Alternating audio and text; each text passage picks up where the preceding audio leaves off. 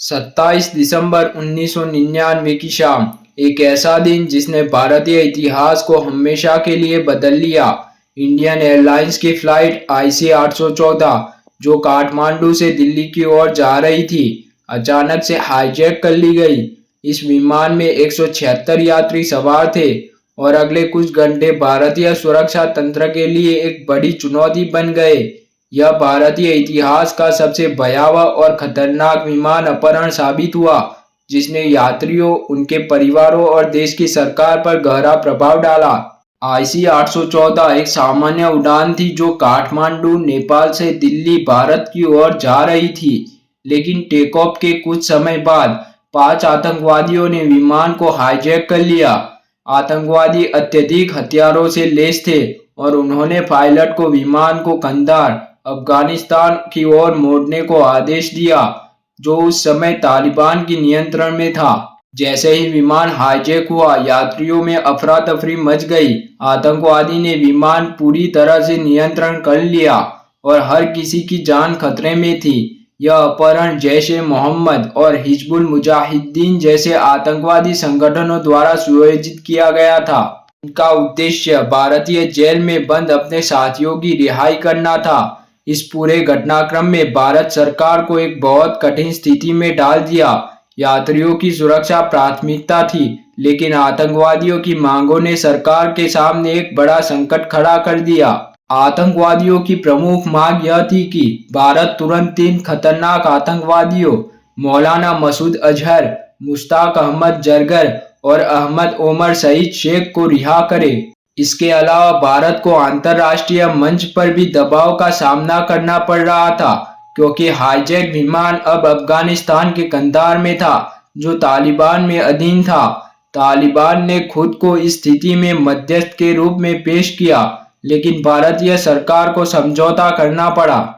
सरकार के लिए एक तरफ यात्रियों की जान बचाना था और दूसरी तरफ आतंकवादियों को रिहा करना भारत की सुरक्षा के लिए एक बड़ा खतरा साबित हो सकता था।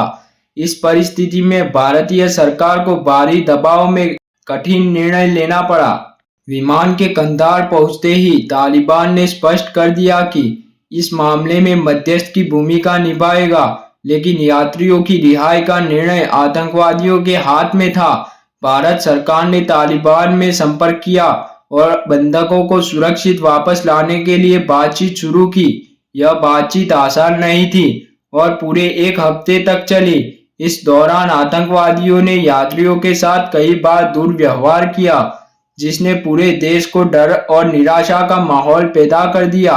भारतीय सरकार और खुफिया एजेंसियां हर मुमकिन कोशिश कर रही थी कि यात्रियों की सुरक्षित रिहाई हो, लेकिन आतंकवादियों ने अपनी मांगों पर अड़े रहे। आखिरकार 31 दिसंबर 1999 को भारतीय सरकार को आतंकवादियों की मांग माननी पड़ी और 3 खतरनाक आतंकवादियों को रिहा करना पड़ा। इन आतंकवादियों को तालिबान की निगरानी में कंधार में ले जाया गया, जिसके बाद आतंकवादियों ने विमान के बंधक बनाए गए यात्रियों को रिहा किया।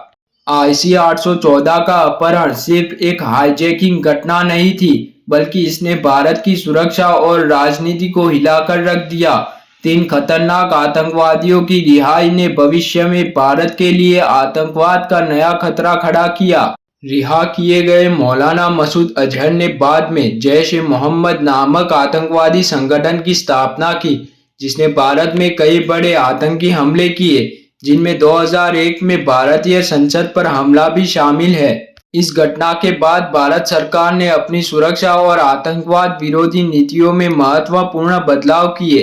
एयरलाइन सुरक्षा को कड़ा कर दिया गया और आतंकवादियों से निपटने के लिए नई रणनीतियां अपनाई गई। इसके अलावा अंतर्राष्ट्रीय स्तर पर भी इस घटना के आतंकवाद के खिलाफ लड़ाई में एक नई दिशा की। IC 814 का अपहरण भारतीय इतिहास में सबसे काले अध्यायों में से एक है।